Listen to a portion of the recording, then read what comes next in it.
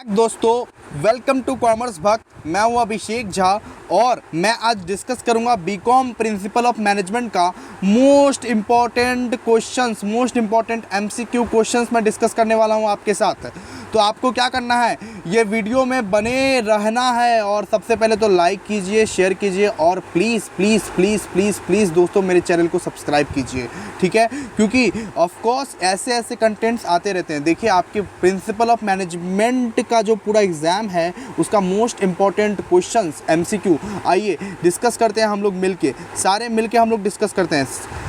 समझिए, सबसे पहले तो 80 मार्क्स का होता है आपका प्रिंसिपल ऑफ मैनेजमेंट का भी पेपर और ग्रुप ए और ग्रुप बी में बटा हुआ रहता है। ग्रुप ए में सबसे पहले 20 मार्क्स का क्वेश्चन आएगा। 20 मार्क्स का क्वेश्चन कितने मार्क्स का आएगा?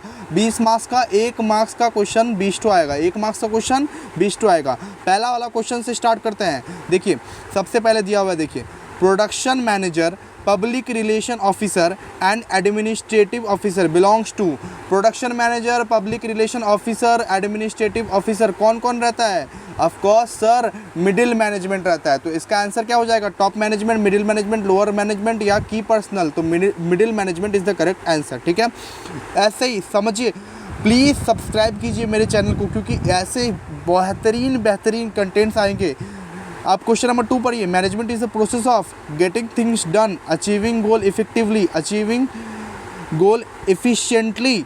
तो ये ऑल ऑफ दिस होगा। इफेक्टिवली भी अचीव करना है, एफिशिएंटली भी अचीव करना है और सारा का सारा चीज़ करना भी है, ठीक है। 3 में आइए। Bureaucratic management focuses on overall organizational system, individual workers productivity, functions of management, all of this. तो भाई ऑर्गेनाइजेशनल सिस्टम में सारा फोकस करता है बस। Overall organizational system is the correct answer, ठीक है। 4 में आइए। Who is the first person to highlight management as a separate function having universal characteristics? Who is the first person to highlight management as separate functions having universal characteristics? तो इसका क्या होगा? Taylor, foil या टेरी या Drucker? तो इसका of course foil होगा। इसका ऑफकोर्स फॉयल होगा। क्या होगा? इसका फॉयल होगा। The main functions of planning is to set program, procedure, objective या स्ट्रेटजी। तो इसका हो जाएगा ऑब्जेक्टिव, ठीक है। मेन फंक्शंस क्या है? ऑब्जेक्टिव अचीव करना। इसका ऑब्जेक्टिव हो जाएगा मेन, ठीक है। अब 6 में आइए। Which amongst the following is the last step involved in the process of planning? Selecting an alternative, नहीं, ये तो फर्स्ट स्टेप है। इम्प्लीमेंटिंग द प्लान, नहीं, ये तो सेकंड स्टेप है। फॉलो अप द इवैल्यूएशन, ये लास्ट स्टेप है। फॉलो अप द इवैल्यूएशन, जो भी प्लान बनाए हैं उसको फॉलो कीजिए और इवैल्यूएट कीजिए, सिंपल। 7वां पे आइए। Planning and controlling are dash and to dash of each other. यहाँ पे क्या होगा? कंप्लीमेंट्री, ये दोनों एक दूसरे के बिना अधूरा है। 8 में आइए, नंबर 8।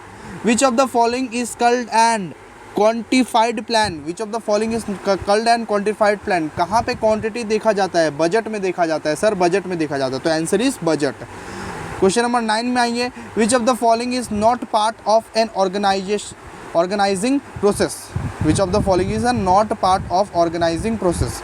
सबसे पहला ऑप्शन देखिए, promoting individual creativity, division of work या डेलीगेशन ऑफ अथॉरिटी या असाइनिंग ऑफ रिस्पॉन्सिबिलिटी। नहीं, promoting individual creativity is the correct answer. Promoting individual creativity is the correct answer.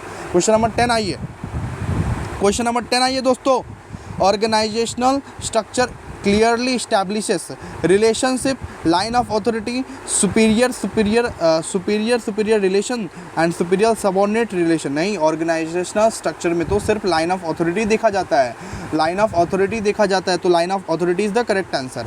11 में आइए। Dash increases interaction and understanding among managers and subordinate.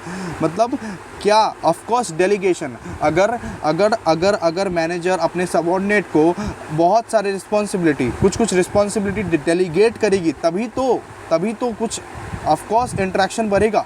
तो इसका answer क्या हो जाएगा? डेलीगेशन, ठीक है। 12 में आइए दोस्तों, प्लीज़ सब्सक्राइब कर दो इस चैनल को क्योंकि इतने इंपॉर्टेंट एमसीक्यूज़ मैं तुमको प्रोवाइड कर रहा हूँ, ऐसे आएंगे और भी। तो प्लीज़ सब्सक्राइब करो चैनल को। सेम 1 का एग्ज़ाम को फोड़ना है, प्रिंसिपल ऑफ मैनेजमेंट एग्ज़ाम को फोड़ना है, मंडे का एग्ज़ाम्स को, ठीक है।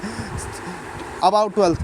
ऑथोरिटी एंड रिस्पॉन्सिबिलिटी आर को extensive, what do you think, true false, partly true partly false. भाई ऑथोरिटी और रिस्पॉन्सिबिलिटी दोनों तो ऑफकोर्स एग्जिस्टेंसिव तो है ही, को एग्जिस्टेंसिव तो है ही, तो ट्रू हो जाएगा इसका आंसर, ठीक है। उसके बाद देखो directing is concern with influencing, guiding, supervising all of this. भाई इन्फ्लुएंस करना भी होता है, गाइड करना भी होता है और सुपरवाइज करना भी होता है, तो डायरेक्टिंग में क्या हो जाएगा, ऑल ऑफ दिस, ठीक है। 14 में आओ, staffing is the dash of the organisation. Staffing में क्या है, स्टाफिंग नर्वस सिस्टम है, स्टाफिंग नर्वस सिस्टम है, क्या है बेटा, नर्वस सिस्टम है, staffing is the nervous system of the organisation. 15 में आओ, the essence of the leadership is, the essence of the leadership is followers, communication, motivation, coordination. Answer क्या हो जाएगा, followers, followers, the essence of the leadership is followers. 16 में आइए, managerial grid theory of leadership was developed by, managerial grid theory of leadership was developed by, यहाँ पे दिया हुआ है, सबसे पहले तो दिया हुआ है ब्लेक एंड मॉर्टन, सही हो जाएगा, ब्लेक एंड मॉर्टन सही आंसर हो जाएगा, Blake and Morton is the correct answer, Blake and Morton is the correct answer, क्या बेटा, Blake and Morton is the correct answer, ठीक है। Non financial incentive include, non financial incentive में क्या क्या आता है, एम्प्लॉय स्टॉक ऑप्शन नहीं भाई, फ्रिंज बेनिफिट, फ्रिंज बेनिफिट नहीं, career advancement, retirement benefit, retirement benefit में भी पैसा मिलता है, फ्रिंज बेनिफिट में भी पैसा मिलता है, एम्प्लॉयमेंट स्टॉक ऑप्शन में भी पैसा मिलता है, तो किस में पैसा नहीं मिलता है, करियर एडवांसमेंट में, ठीक है। आइए 18 नंबर में आइए, 18 नंबर में आइए बेटा, और प्लीज़ चैनल को सब्सक्राइब कीजिए जल्दी से जल्दी, क्योंकि इतने अच्छे कंटेंट, और प्लीज़ लाइक कीजिए इस वीडियो को और अपने सारे के सारे दोस्तों को फैला दो, आग की तरह ये वीडियो फैल जानी चाहिए। Which of the following can satisfy physiological needs? Physiological needs क्या है, food, clothing, centre, of course physiological needs किसको बोलते हैं, बेसिक नीड्स को सर, बेसिक नीड्स को, बेसिक नीड्स को सेटिस्फाई करना, इसका मतलब फिजियोलॉजिकल नीड्स ही है, तो food, clothing, centre is the correct answer. Who said coordination is the essence of the management, तो कुंस्ट और डोएल, कुंस्ट एंड ओ ये डोनेल, ठीक है, आंसर क्या हो जाएगा, कुंस्ट एंड ओ डोनेल, ठीक है, इसका आंसर हो जाएगा, वही तो बोला था ना, coordination is the essence of the management, ठीक है। PERT स्टैंड फॉर क्या है, programme evaluation and review technique, वापस से बोलिए दोस्तों, programme evaluation and review techniques, ठीक है। 1 मिनट दोस्तों,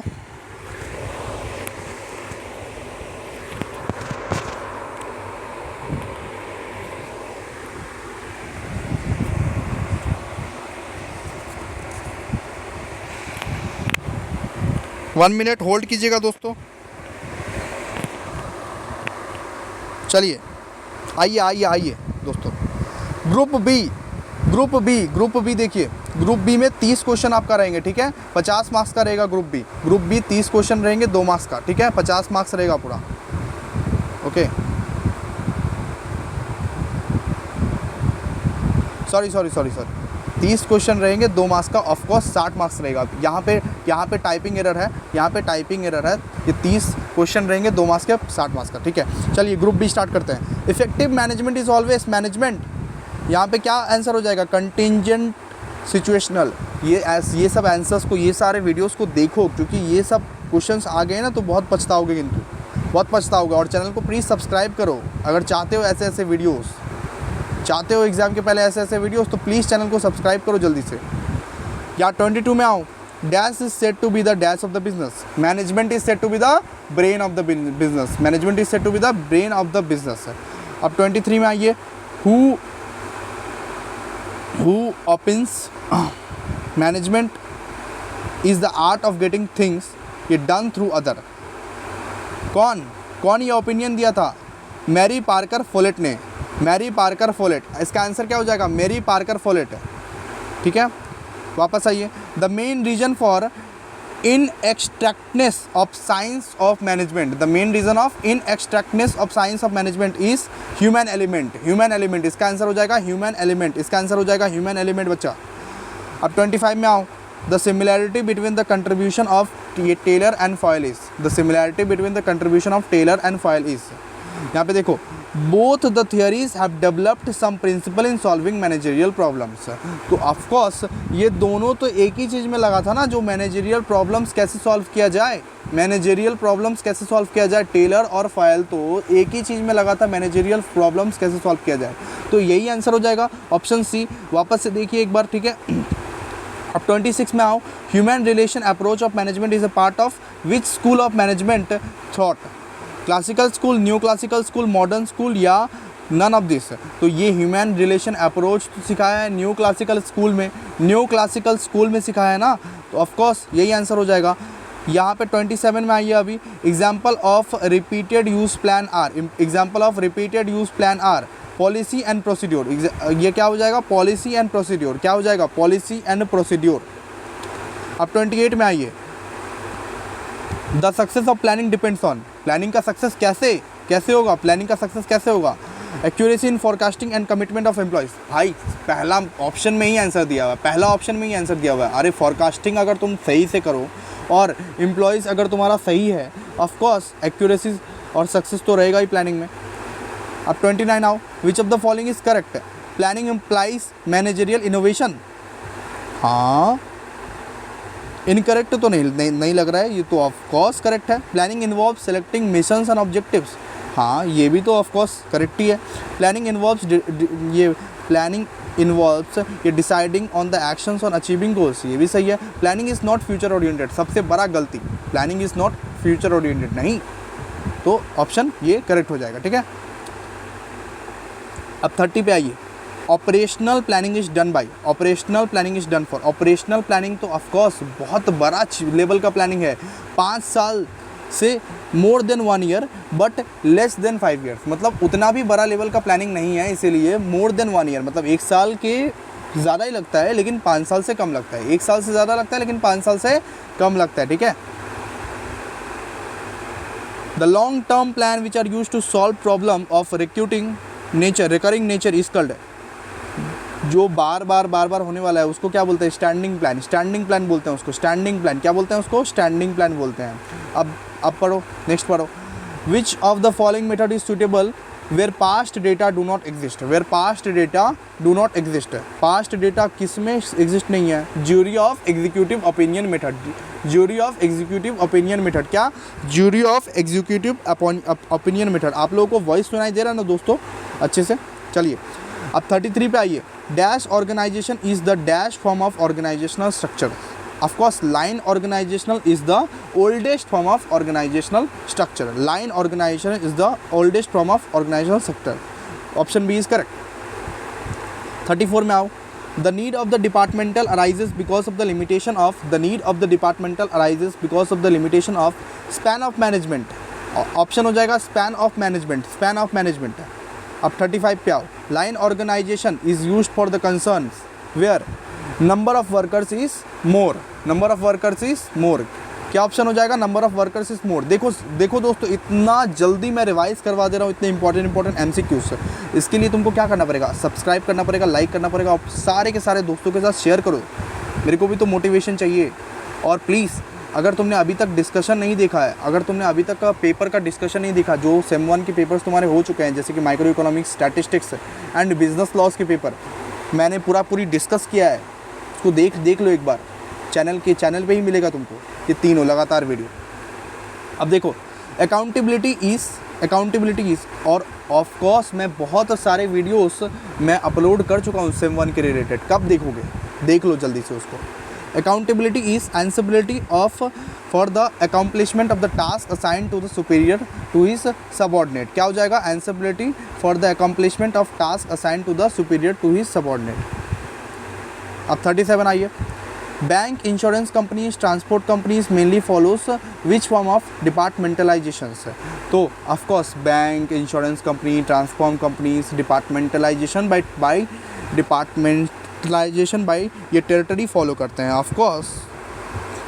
इसके बाद 38 आओ, सेंट्रलाइजेशन मोस्ट इंपॉर्टेंट क्वेश्चन है दोस्तों, ध्यान से देखना और इसको रिवाइज करने के लिए बहुत अच्छा टेक्निक है, कान में लगा के रखो हमेशा, ये सब चीज़ इंपॉर्टेंट चीज़ रिवाइज करा रहा हूँ, तुमको पढ़ना नहीं पड़ रहा है, एटलीस्ट मैं रिवाइज करा के दे रहा हूँ। Centralisation of authority at the top level of organisation is known as, of course centralisation, of course centralisation, ठीक है। आंसर क्या हो जाएगा, सेंट्रलाइजेशन। उसके बाद क्या है, ये directing is the first function of management, third function of management, executive function of management या कंक्लूडिंग। तो थर्ड फंक्शन तो है ही नहीं, ठीक है, थर्ड फंक्शंस तो है ही नहीं, बिल्कुल एग्जीक्यूशन फंक्शन है, लेकिन एग्जीक्यूशन फंक्शन ऑफ मैनेजमेंट बोल सकते हैं, एग्जीक्यूशन फंक्शन ऑफ मैनेजमेंट बोल सकते हैं। उसके बाद देखिए directing serves as a controlling link between planning and control. Planning और कंट्रोल के बीच में आता है ना, प्लानिंग एंड कंट्रोल के बीच में लिंक करता है ना डायरेक्टिंग। हाँ सर लिंक करता है। उसके बाद देखिए in staffing which combination of activities is substantial order is correct है। भाई सबसे पहले रिक्रूटमेंट होता है, उसके बाद सिलेक्शन होता है, सबसे पहले रिक्रूटमेंट होता है, उसके बाद सिलेक्शन होता है, उसके बाद ट्रेनिंग होता है, उसके बाद प्लेसमेंट होता है। तो ये ऑफकोर्स पहला वाला ऑप्शन ही सही है, पहला वाला, अच्छा ये पहला वाला ऑप्शन में नहीं है, सॉरी दोस्तों। तो सबसे पहले तो रिक्रूटमेंट होता है, सिलेक्शन होता है, प्लेसमेंट होता है, ट्रेनिंग होता है, ये नंबर सी में दिया हुआ है, नंबर सी ऑप्शन सही है, ठीक है। ओरिएंटेशन का मतलब क्या होता है, orientation means introduction of a new employees to the enterprise, introduction of a new employees to the enterprise, ठीक है। अब 43 आओ, in continuum approach leadership style ranges from autocratic to democratic, autocratic से डेमोक्रेटिक तक पहुंचता है, ऑटोक्रेटिक से democratic तक पहुंचता है, ठीक है, ऑटोक्रेटिक से डेमोक्रेटिक तक पहुंचता है। 45 आइए, in which leadership style leader is like a referee in a football match. भाई रेफरी रहेगा of course laissez faire leadership style में, लाइजेस फेयर लीडरशिप स्टाइल में मतलब उधर लीडर का ही सिर्फ मर्जी चलेगा, ठीक है। According to the Herzberg motivation hygiene theory, the hygiene factor are responsible for increase in wages, increase in productivity both an B and decrease in dissatisfaction, decrease in dissatisfaction. Hygiene theory में क्या दिया हुआ है, decrease in dissatisfaction, decrease in डिससेटिस्फिकेशन, ठीक है। दोस्तों अच्छे से पढ़ रहे हो ना, मैं पढ़ा रहा हूँ तो बिल्कुल कान में दे दो, ऑफकोर्स पूरा का पूरा वीडियो देखना है, एंड तक देखना है इसको। Theory X and theory Y are based on autocratic and democratic models, theory X and theory Y are based on autocratic and democratic models. और प्लीज़ चैनल को सब्सक्राइब कर दो, एक बार लाइक कर दो, लाइक नहीं किया तो। Techniques of coordination involves scalar chain, departmental meeting, team spirit या both A and B, of course departmental meeting, of course departmental meeting. 48 आइए, coordination is treated as an important dash of management, important responsibility of management, coordination is treated as an important responsibility of management, responsibility of management, ठीक है। Coordination एक responsibility है। According to the Koontz, planning and controlling is the Siamese twins of management. Of course planning करोगे तभी तो controlling कर पाओगे, नहीं तो कैसे कर पाओगे, ठीक है। अब 30 पे आइए, 30 controlling fund out of deviation between expected and actual, expected and actual कि क्या आंसर हो जाएगा, एक्सपेक्टेड एंड एक्चुअल। दोस्तों ये सारे के सारे MCQs बहुत ज़्यादा इंपॉर्टेंट थे और मैंने उसको बहुत बखूबी तरीके से कंप्लीट करवाया, ठीक है। इसको आपको क्या करना है, अच्छे से देखना है और इसको अच्छे से देख के बस ऑफकोर्स देख के याद हो जाएगा। MCQs है, मोस्ट इंपॉर्टेंट MCQs है, बिल्कुल फंस सकते हैं एग्ज़ाम में, ठीक है।